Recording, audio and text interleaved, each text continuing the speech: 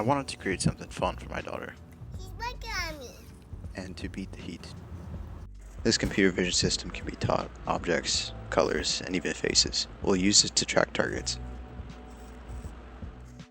I'll use the LiDAR system to estimate distance to the target.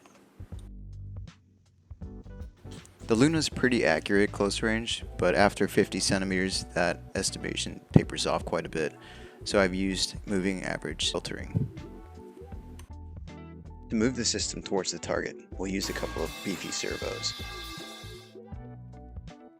Using an infrared remote, we can open and close the valve with a couple of relays. First, I set up the pan and tilt servos with the Husky lens on the bare bones frame. Moving the motors quickly to the target required a lot of PID tuning, which took a lot longer than expected. After I had a good proof of concept, I sketched this model up in SolidWorks. It turned out to be over 40 components.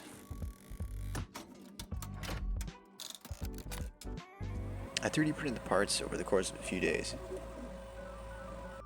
I just needed enough tolerance to press fit 3 bearings.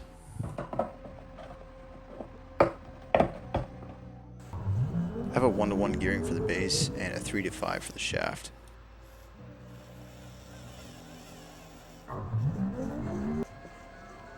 Here's the turret fully assembled. The next step is to box up the electronics and protect it from water.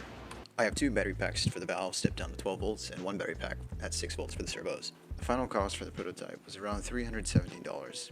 I believe I missed a few things, but this is pretty close. Okay, thank you.